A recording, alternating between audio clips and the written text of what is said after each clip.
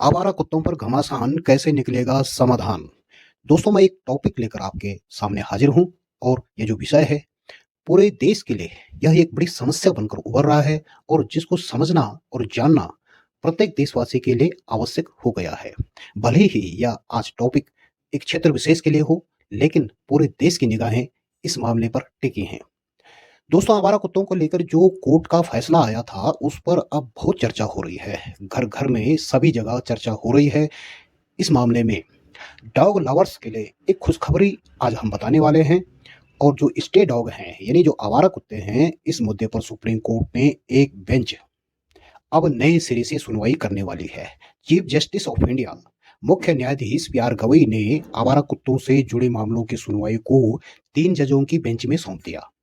Justice Vikram Nath, justice Sandeep Mehta और justice N B Anjaria की bench पहली बार इस मामले की फिर से सुनवाई करेगी। और ये जो पशु प्रेमी हैं, डॉग लवर्स हैं और पूरे देश में ये जो लगातार विरोध कर रहे थे, यह उनके लिए एक खुशखबरी का मौका हो सकता है। स्टेट डॉग के पक्ष में, आवारा कुत्तों के पक्ष में एनिमल लवर्स भी पूरे देश में लगातार विरोध प्रदर्शन कर रहे हैं, अभियान चला रहे हैं और अभी भी इस मामले में विरोध प्रदर्शन हो रहे हैं। और साथ ही फिल्म इंडस्ट्री से जो बड़े-बड़े कलाकार हैं, एक्टर्स हैं, वो भी आवारा कुत्तों के पक्ष में अपनी बातें रख रहे हैं।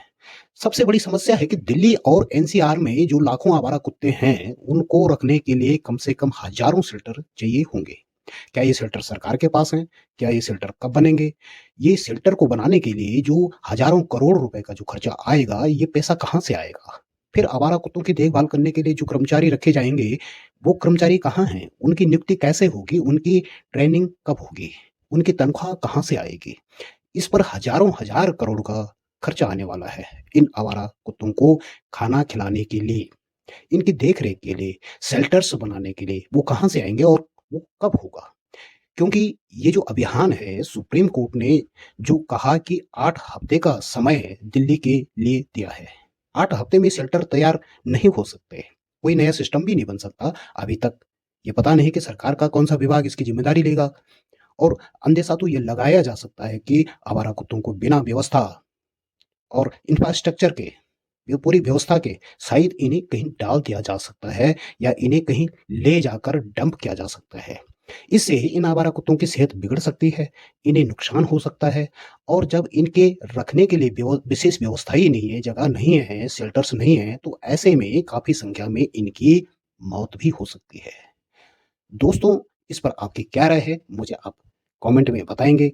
वीडियो देखने के लिए धन्यवाद। नमस्कार। कृपया